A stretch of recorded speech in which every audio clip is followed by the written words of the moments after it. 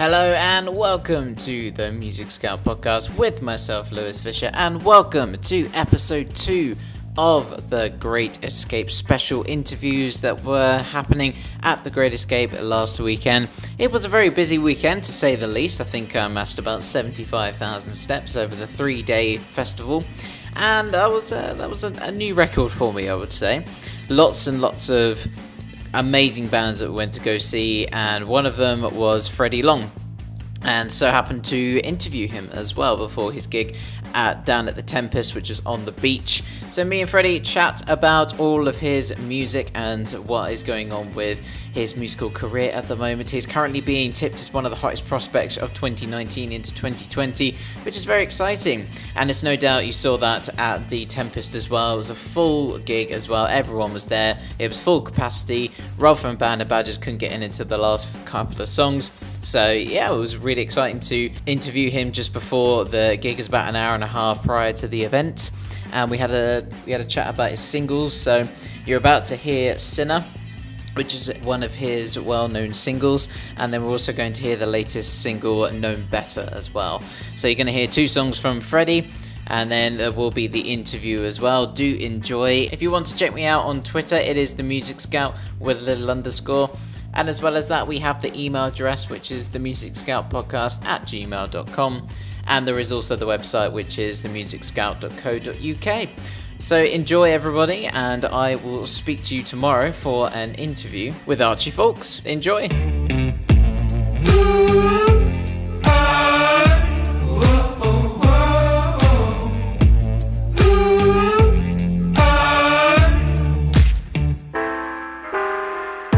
We've made mistakes, can't we?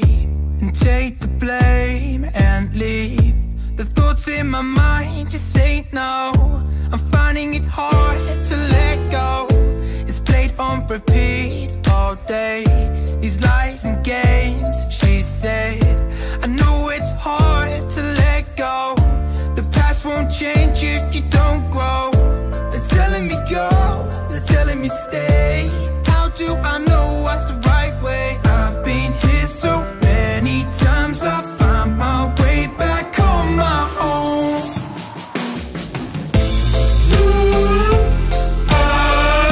I'm blessed or cursed, I'm your sinner. I'm blessed or cursed, I'm your sinner. I've been wondering why you let me sin.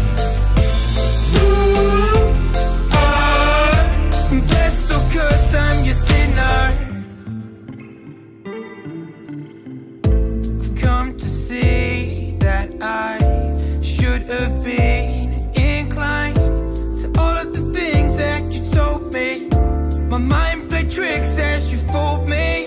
They're telling me go, they're telling me stay.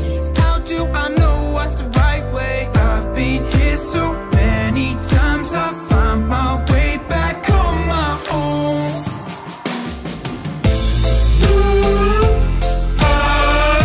I'm blessed or cursed, I'm your sinner. I'm blessed or cursed, I'm your sinner. I've been wondering why you let me sin. I'm blessed or cursed, I'm your sinner. I'm your sinner, I'm your sinner. I'm your sinner, I'm your sinner. I'm your sinner, I'm your sinner. I found a way to reach you. I found a way to reach you. I found a way to reach you. I found a way to reach you.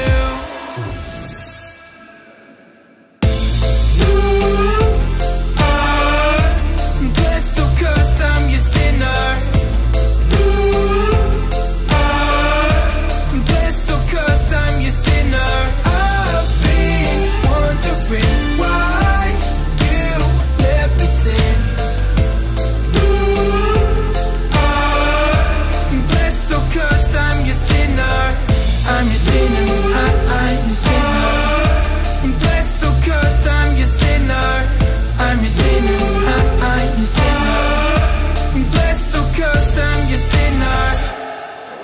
So Freddie, thank you very much for joining me for the podcast. Obviously, Brighton-born musician, so obviously you know the area very well. So are you excited for Great Escape? Oh, dude, yeah. Like for me, it's one of those. It's that time of the year which is just always such a great weekend.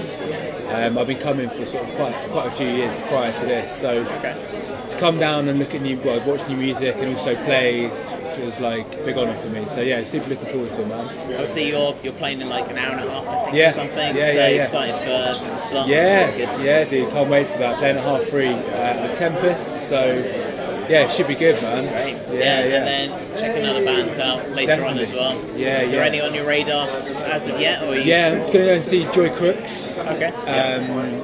And Lucy Lou. Yep. And then there's a band called Drusilla, who are sort of fairly local based, and they're playing, I think, on Saturday. So plenty to see, man. And that's only half of it. Like, there's definitely still a lot more. I can't wait to get out there and sort of have a little listen around, really. Yeah. So is this your first time playing the festival? Yeah, first time playing the festival. Okay. Yeah. And then you've been here a few times before. I used to come here growing up and stuff, and like it was a festival I always just really enjoy. So yeah, man, it's quite nice to come back and play. That's really cool. Yeah. So you've also got a new single out today to coincide with your performance of The Great Escape. Yeah. Are you it's called Known Better. And it's I think it's a slick little number. I think it's really, really great. Thanks. It's a great tune. And cheers, dude. Are you excited to play it to the crowd later? Yeah, man. Yeah. So it's the first time I've actually been performing with a band. Oh, okay. Oh, sweet. Okay. Yeah. So it's like, for me, it's something that I've always sort of really wanted to do. So to be able to do that and also play the new single, it's gonna be cool. Really looking forward to it. So is that how many people in the band then? So we've got one guy triggering like SBD pads and keys, and then we've got a lead guitarist, and then myself on the guitar sometimes. So it's a 3-piece. So it's not over crowded, but yeah, it's nice, man. It's a cool sound. That should be really good, actually. Yeah. And then, so once you get into the nitty gritty part of the song, was it difficult to write the song, or were you fairly comfortable? Yeah, I tend to sort of steer away from my current emotions when I'm writing, which may sound bad, but I found for me, like, subconsciously I write about stuff that comes from inside, but this song's sort of about like a situation, like in this case a relationship that's sort of quite toxic, or it can be a situation or a circumstance, and once you pull yourself away, it almost seems like it's the end of the world, but actually looking back, it's like, you know what, that's for the better. Focus on the forward and not really look back. So that's the sort of general vibe of the song. Trying to be a bit uplifting as well as have a bit of a sort of meaningful message in it as well. And then to hopefully have other people join in with that meaningful message and just all come together. That's it, man. Yeah, that's it. So in terms of the influences that you've got for this, where do they come from for your sound as well? Because you've got quite a unique sound. It's quite like, it really ranges. Like, I grew up listening to a lot of Jamiroquai. Which is quite controversial, like a contrast in terms of my music, but yeah, definitely that, and like Arctic Monkeys' AM album for me was a huge sort of listening point. But then some sort of like, James Brown, his vocal for me was something that I've always sort of inspired and sort of looked towards. Then the more contemporary stuff like 1975, I sort of really enjoy. It's a bit more sort of, it's very broad. Yeah, that sounds a lot like my listening. Yeah, sweet. So anything from 1975. Their new album is insane. Yeah, man. Have you heard it? Yeah. It's really good. Such a diverse range of. Yeah, it's cool how they've managed to do that and not, still nail it in that sort of sense as well. Yeah, I'd never really been into them until that point. Yeah. So I think this is the first time that I'd actually got into them, and I thought, actually, these guys are seriously good. Yeah, man, definitely. I think it was Sincerity is Scary, but I was just like, it's a tune. It's the drum beat. Yeah. The half shuffle, half. But that's what it's like. It's almost like that old school hip hop vibe as well that brings into it, which is really something that I've always loved, and like I think Jamiroquai does it so well. And Arctic Monkeys and that AM album, like the drum beat's almost like a hip hop beat, but on a live kit. It's just really cool.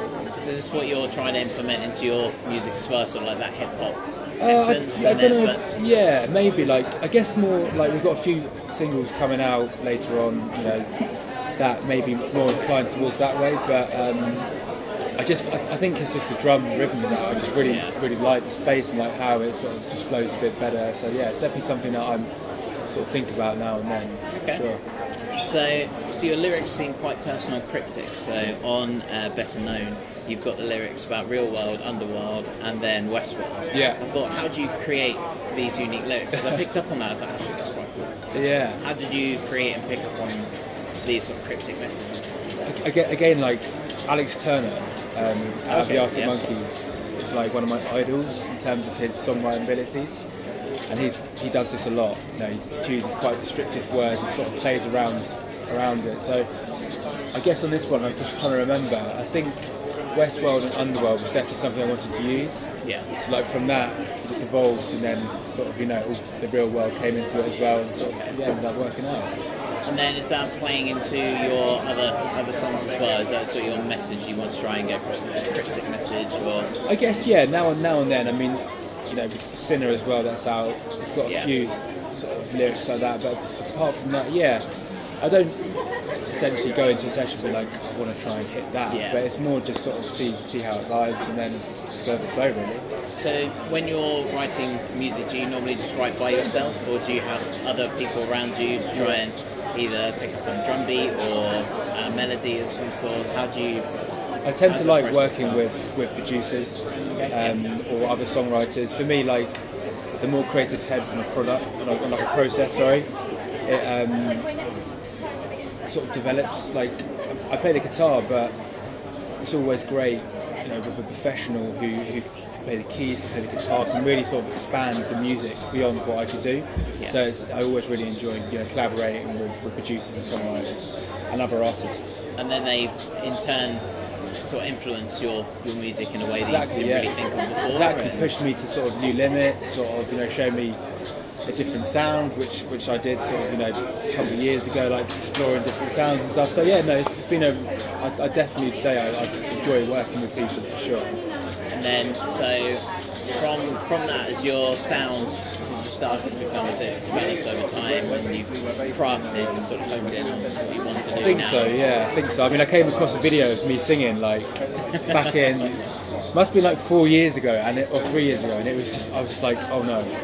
I couldn't even watch it, and I was like, this is so unbelievably cringy to watch. Yeah, it was crazy how my voice had changed. Actually, it was really, it's quite amazing to see. But I think it's slowly developing. Is that through influence? Is that through? I think so. Yeah. Influences or just vocal lessons? I think a bit of both. I mean, I definitely did vocal lessons when I was starting off to sort of really understand how it all works and stuff. But I listen to loads of music all the time, and I think subconsciously it may just rub off a little bit. I don't know. And then, so you mentioned that you've been to the Great Escape before. You've been here many times. Yeah. Would you say that seeing all these bands before and just picking up on little influences, has that helped you as well in your development as well? I think definitely in terms of watching a band and just sort of getting such a good vibe. I mean, the Great Escape's always an amazing vibe. Like everyone's always in such a good mood. Everyone's watching new music, and coming here and watching artists, it inspired me more and more to sort of push for it and one day play, which is today, which is cool. Yeah. So, as well as your other solo stuff, you worked on some collaborations. Rather more important one was with Ben Hunter on the song called Hope. It was in support with Calm Charity, which, for those who don't know, is a charity that tackles male suicide and also gets men talking all around. Such an important charity as well. So how did the idea come about making this single around supporting Calm and just working with Ben in general? So me and Ben sort of got introduced by a mutual friend, a producer that we were both working with at the time, and really liked his stuff, and we just got into a session and sat down and just started sort of chatting, just sort of seeing what came up a lot is that we've both experienced, whether it be first hand or not, the ability to not be able to speak to friends sometimes, whether that be because you feel weak or something, you think it's a sign of weakness. It's something that it's definitely something we wanted to look at, because Ben actually has first-hand dealt with a friend of his who got quite a dark place. So the more and more we looked into it, we realised how big the issue was. 84 men a week in the UK under the age of 45 commit suicide, 12 a day. It's just it's just unbelievable. It's the leading cause of death in males under the age of 45. So it's something that we wanted to sort of collaborate on and try and help spread the message for, really. And was that that in turn, that inspired the lyrics as well. So I've listened to the single many times, and Ben's got a sort of aggressive tone on it. It's sort of almost like he's annoyed that this figure of, you know, 12 men a day, he's sort of annoyed that is the case. I think so. I mean, you know, as mentioned, Ben's friends went through it, and you know, he was very, very close to going through with it. So I think for Ben, it's, you know, and you know, it's a very built-up emotion. You can hear it in his lyrics, and when he performs, it's very passionate. And you know, I think for him, he just wanted to sort of, you know, it's a crazy statistic, isn't it? Like it's something that you don't really know. Like until we went out actually in London, sort of speaking to people about it, and you know, people were shocked, and we sort of telling people around it, and it's hopefully this can help spread the message and get people aware of the situation. So you went out into London, just spoke to people and just got the message out there. That's it. We sort of did the social campaign called #ShowMeHope. Okay. And we went around London with a whiteboard with #ShowMeHope and spoke to people about it, and sort of got them sort of to, you know, shared the message around calm, and then took a photo of everyone with it, and then put it in a montage. Oh, great!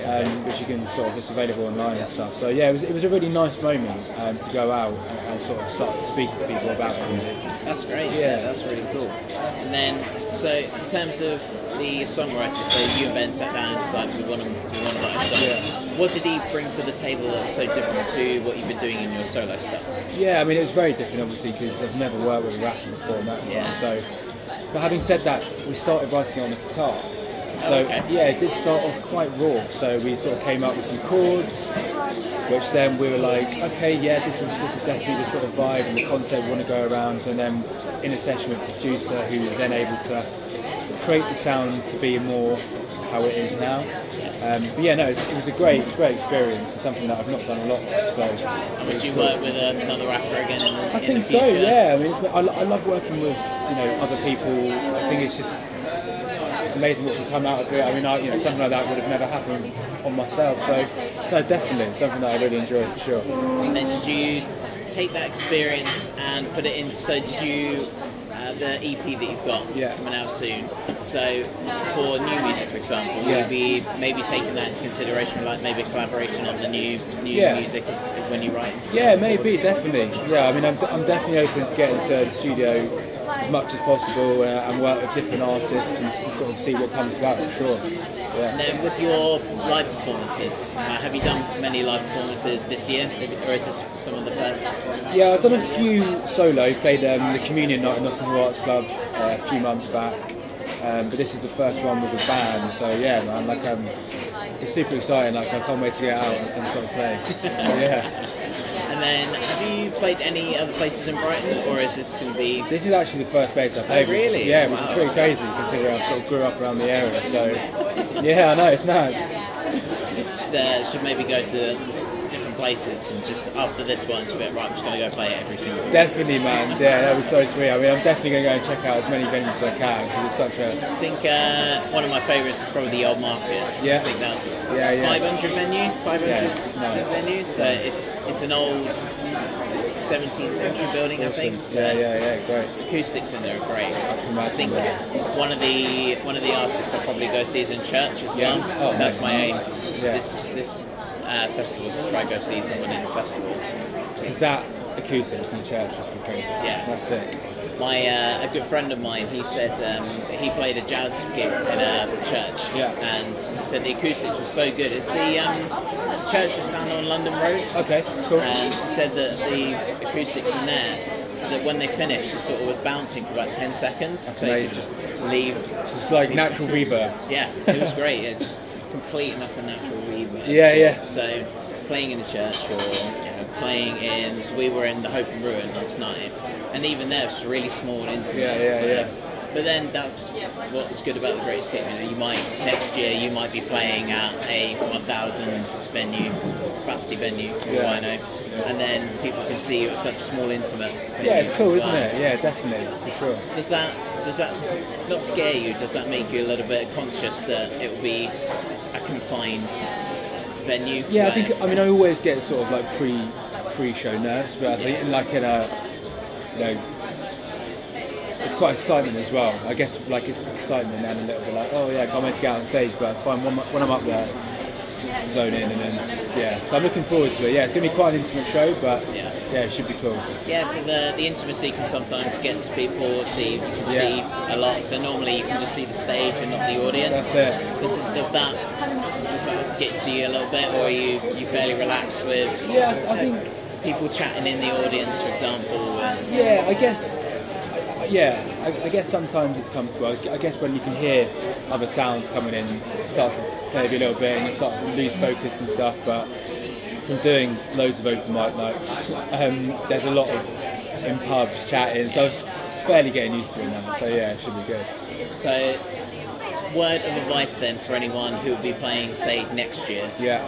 Could you give anyone some advice for if they are looking to play next year, or maybe an intimate venue or an intimate gig, or just to play at a festival in general? Have you got any? I guess like the main thing is enjoy it. Like I think if you don't enjoy it, you know, it's a bit of a shame really. But yeah, just do what you're doing and just enjoy the show. So the last question I have then is, obviously 2019 seems to be already quite a busy year for you, and it's quite an exciting year. What else have you got coming up for the rest of the year? Yeah, so we've got a lot of music that we're sort of sitting on at the moment. We plan to get an EP out at some point this year as well, and then look to release an album in 2020. Great. Yeah, so a lot more shows this year and more music, and then look for an album next year. So you're looking to tour around the UK, or is it Europe as well? Yeah, maybe tap into Europe as well. I mean, like Germany and Spain, areas we've looked at. But yeah, man, sort of see what happens and see what comes about, really. Great. So you're going to try and aim to go into Europe for the summer, and then go maybe Spain for the summer. Yeah, a little holiday. Yeah, I mean, obviously that's the ideal. So that'd be a dream for sure. Thanks for joining me, though. Yeah, really thank you so much, man. Cheers. And they were like, run away, find a way back to the real world. Take a plane, fly back down to the underworld. Things don't change overnight, living in this dream world. Drinking whiskey and wine, sitting in the West World. She's out of my mind, no longer there by my side. Chasing thoughts in my head, wondering why. Now I'm left behind, I need to realize. Open my eyes, erase all the words in my head. And they said you should've known better. Should've known better. I should've known better. Should've known better. We never had to fall apart. And they said you could've done better. Could've done better. I could've done better. Could've done better. I should've seen it from the start. Oh, so long, breaking my back just to feel well. Now I'm looking back, thinking about all the things that I know now. Some things change in a moment of regress, and time comes back, flies by faster than you realize.